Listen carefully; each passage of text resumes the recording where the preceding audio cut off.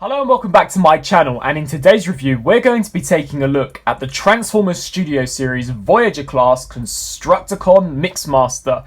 One of my most highly anticipated Constructicon figures, as I am such a fan of Mixmaster's design, and I've got to say straight off the bat that this figure does not disappoint whatsoever. It really is an amazing rendition of Mixmaster as he appeared in the Revenge of the Fallen movie, as well as the game. I do believe he was in the Dark of the Moon game as well, and he really was a force to be reckoned with, something which unfortunately we never saw of in the movie too much, but this figure perfectly captures his look. He looks so movie accurate, and there really is some phenomenal detailing all over this figure. The head sculpt looks absolutely beautiful, really capturing that very almost gremlin-esque type of design that the Constructicons had. They really did have very insectoid type of head designs. I really love all of the sculpted in mechanical detailing that we've got going on throughout the chest. As you can see, we've got some suspension springs in there. These are actually faux tires. These are not the real tires of this figure. I do believe that these here are what are supposed to be situated here. However, considering how well engineered this figure is, I really couldn't imagine how they would get them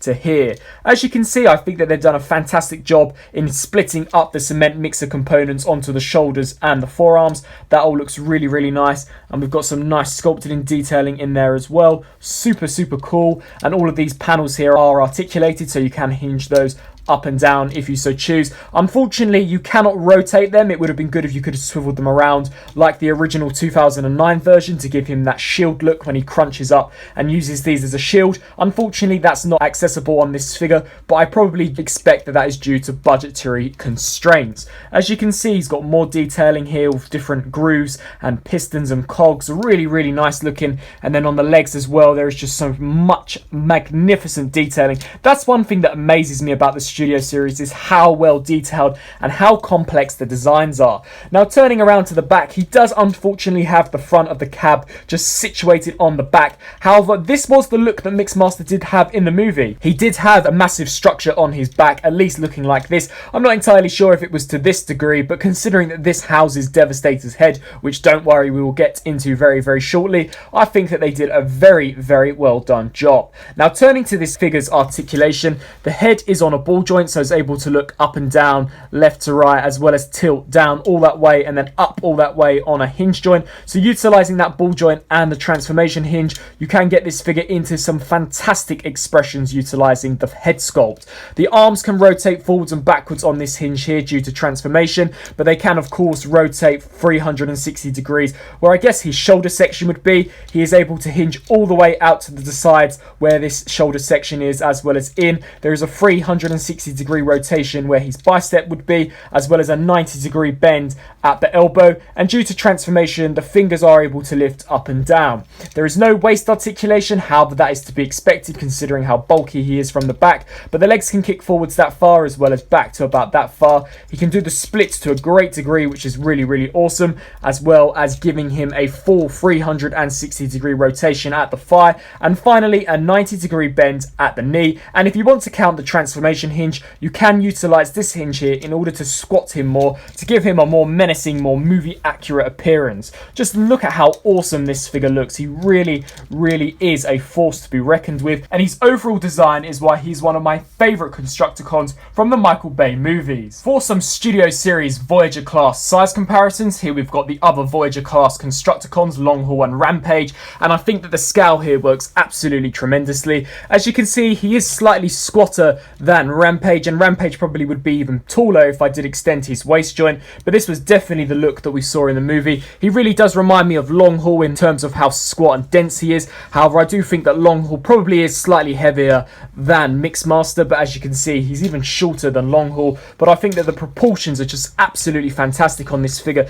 This definitely was the look that we saw when he opened up these cement mixers and traveled down to the ocean to revive Megatron. It was really awesome scene, and I'm so glad to have a movie accurate look for all of my Constructicon characters. I really cannot wait to get the full team and combine them into Devastator. Now, turning to Mixmaster's transformation from robot mode to vehicle mode, I've heard some say that it is quite simplistic. However, I've got to come on and say that I don't necessarily think that the figure's transformation is simplistic, nor do I think it's overcomplicated, but there are various steps that you have to ensure you've done correctly, otherwise the vehicle mode just will not align whatsoever. To begin with, what I like to do is work on these shoulder sections. Now, there is quite a lot of work that needs to be done here. You're going to want to take this whole section here and rotate it around to the back, and then repeat the same process now for this side, just like so.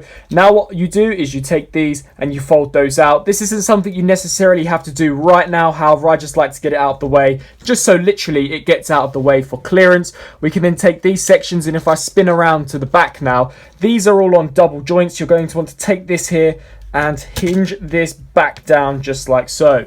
Take this one as well and take it and hinge it down just like so.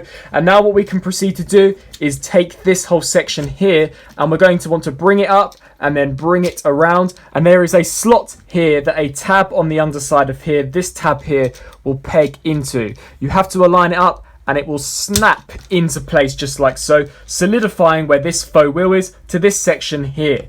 Once that is done, we can take this, and really and truly, this is something I still haven't mastered. It's getting all of these joints aligned appropriately. There is a slot there, a small port that this peg here needs to go into first, so snap that into place, and then that will more or less take its position along this side. We can then take this here and bring this down and snap all of this into place, and that is one half of the cement mixer transformed. We can repeat the same process now for this side, so bring this up, take this here and rotate this around and snap that into place just like so. Lifting this out of the way, we're once again going to want to align this port here with that tab, so just bring this here and snap this into place just like so, ensuring that if you have disengaged the faux wheel connection, that you snap that back in. And once that is done, we can proceed to take this and collapse this all down just like so. With that now fully completed, what I like to do is turn my attention to this area. What we're going to do here is take these and bring these upwards on ball joints. Take the head now and collapse this inwards. It just recesses within this whole section here. Just recess that just like so. Take these here and bring those down. What we can now do is take this whole section and snap it away from the body. This slot here and this tab you're going to want to disengage and bring that all the way up just like so. Flipping the figure around now, you're going to want to take these and rotate those around just like so, and then rotate this around just like so as well. Take these smokestacks and fold those inwards as well. And now what you're going to want to do is take these leg joints, and these are on double hinge joints. You're going to want to bring those in upon themselves and tab those together just like so. And now for this step of the transformation, it is more or less just a case of getting all of these ports pegged into various tabs. So I'll do my best in order to showcase this. So first off, this top port here is going to plug into this tab, not the bottom one. As you can see, there are two, as the bottom one is what we'll use when we turn him into Devastator's head. So once you get that one more or less secured, the rest of them are quite simplistic to do.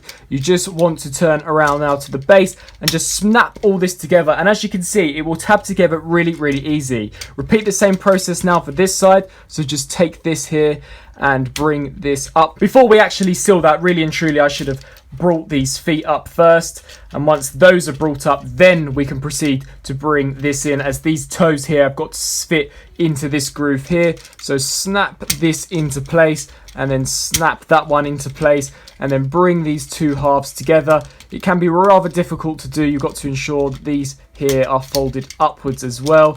And now we can proceed to just collapse this all down, snapping this all together, snap this back section in. And there we have the Transformers Studio Series Voyager class Mixmaster in his construction cement mixer alternate mode. Now, taking a look at Mixmaster's vehicle mode, it is really and truly just as accurate as the robot mode. This is a perfect recreation of what alternate mode Mixmaster obtained in that Revenge of the Fallen movie. As you can see, we've got a fantastically painted silver grille section, as well as this emblem here, which has actually been sculpted to replicate the on-screen movie appearance, which I think is such a nice touch. As you can see, we've got Mac written across in some super nice defined detail, as well as a turquoise silver metallic paint job for the windscreen, as well as the window wipers have also been detailed really nicely. As you can see, we've got that same silver paint app for the side windows, as well as some nice detailing for the side view mirrors. They really have put a lot of attention to detail in this. You've also got Mac written along the truck door, as well as some vents, and as you can see, we've got some springs in there as well to replicate where the suspension would be. All of the rims are decked out in a lovely looking silver paint, including the faux one as well. So a really awesome looking vehicle mode. And as you can see, this entire cylindrical cement mixture section has been given the silver trim, obviously to replicate the on-screen movie look. And then when we flip around to the back, we do obviously have Mixmaster's hands and his feet hanging out, but it really doesn't detract from the overall look, I don't think. And we can pick out some lovely detailing of where the cement would go in and shoot out as well. That's something that Hasbro didn't have to include, but I'm really so glad that they went the extra mile of including. And this figure also does roll incredibly well as well, which I was fairly surprised to see, considering that the wheels are actually on plugs, which plugs don't really tend to work in my experience as well as pins, but in this case I actually think that they work really well. And just giving you one more look at the vehicle mode, as you can see, it really does look very detailed. And flipping over to the underside, I think he compacts incredibly well. The only obvious robot mode kibble you can pick out is the head, and if you really wanted, I guess you could rotate that around so you can just see the back of it, but there is enough clearance to make him roll along the ground. So really nice looking vehicle mode. For a quick size comparison, here we have Voyager Mixmaster compared next to the two deluxe Constructicons. Here we've got Hightower and Scrap Metal. As you can see, I think that the scale between Mixmaster and Scrap Metal works really nicely. However, I don't necessarily think that the scale between Mixmaster and Hightower works too well. I think that these characters more scale better in their robot modes and in their Devastator modes rather than their vehicle modes. But as you can see, as a team, I think that they look pretty cool. And if you're not that keen on scale, and especially considering these are only the vehicle modes, then I guess this could work out really well for you. Now, turning to the transformation from vehicle mode into Devastator's head, I've got to say straight away that I have followed the instructions incredibly closely to get this head mode exactly how the instructions state. And I've got to say as well that this head mode that I'm about to show you, the accurate version, has not been shown so far on YouTube. In order to begin, what we're going to want to do is turn our attention around now to the back, and we're just going to want to split all of this up. So come under here and just untab all of this. It's really this cement mixer section that you want to get untabbed first. So take this and just pull this out just like so. What we can do here is take the legs, and you're going to want to bring those up as well. And the feet you can fold out as well if you so choose. What we can do now is, this is where things do get slightly complicated. These sections here are going to come and rotate all the way around now to the back, just like so. What we can then do is turn our attention to this side, and you're going to want to untab this and bring this down. And then this section here, you're going to want to untab and bring in. And then this here will come in and will rest just like that. And then you're going to fold this in here, and this will rest, this section here will rest along this tab just like so. It's not a permanent fix, however it will be a lot more secure once we get this into the proper mode. Then we're going to take this section and lower it down just like so, and with this lowered, this now aligns this peg up with the lower black port that I discussed earlier on. We're going to want to bring that in with one another and try our best to snap that into place. With that snapped into place, as you can see, there is also a groove on the inside of the upper thigh that will actually hook into this black section here. It's very difficult to show, but I'll show you that once we get all of this connected together. We're going to want to repeat the same process here for this side, so just separate this, take this here and bring this out. Once again, make sure that this remains tabbed, bring this out, bring this down, and then fold this in so that that can rest along this. We can then align that tab up and snap that into place. It can be rather difficult to see, but if you have aligned it properly, maybe bringing this out and then just snapping that in, What we can then do is take this whole section here and begin to clip this back into place.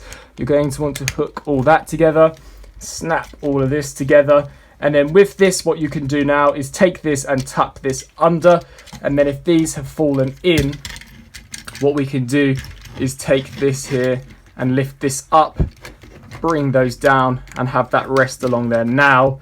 And then that should be a lot more of a solidified connection and a lot more accurate to how the instruction manual shows.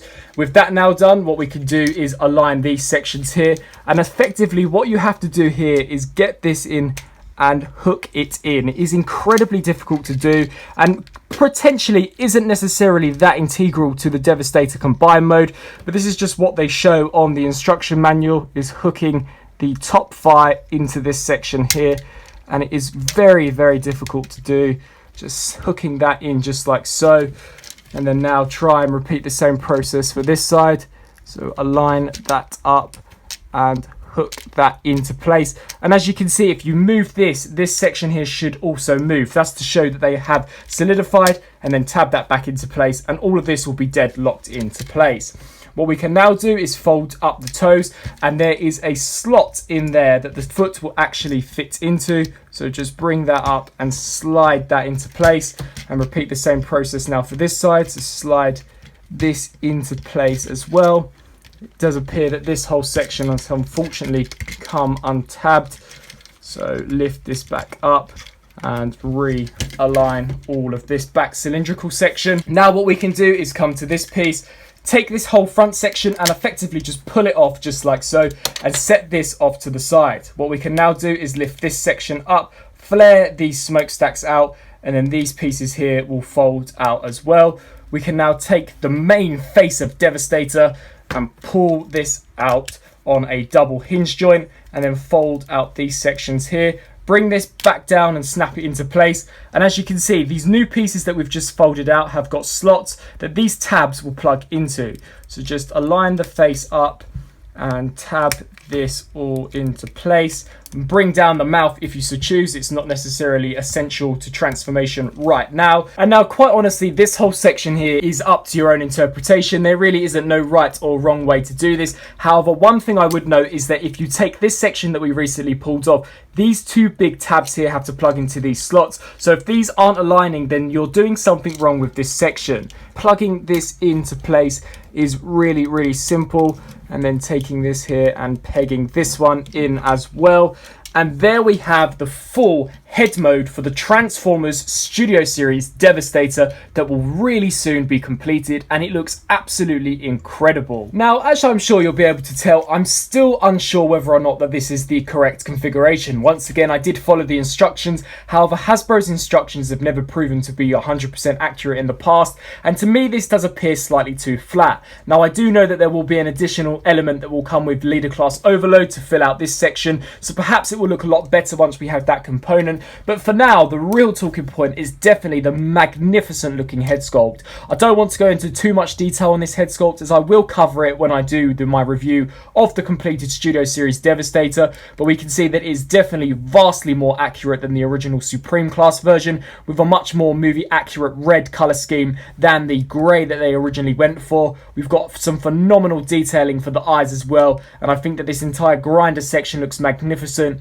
And inside we can also pick out some more detailing to a motor grinder. The mouth is articulated at 2 points, so this section here is on its own separate hinge to the teeth. So if you wanted, you could have a rather odd look. Personally, I think that the face does look slightly too small. It definitely looks slightly too skinny. It looks quite good when it's collapsed, but when you have the mouth open, I'm sure Devastator's head expanded when he began to vacuum everything in. But as I stated, this is a figure, and I guess that they can't really pull that off, but it really does look really, really detailed when the head is compressed, and it looks really detailed when the mouth is open. I just think that it should be slightly fatter. Perhaps if there was a way to expand this whole section, it would look a lot better, but I'm sure once we have it hooked onto Devastator, it will look really, really awesome. And as you can see, it definitely does look like a jumbled mess, much like we saw in the movie, but a really nice looking combined mode nevertheless. So that was my review on the Transformers Studio Series Voyager class Constructicon Mixmaster, another limb closer to completing Devastator, and once again again, another great entry into the Studio series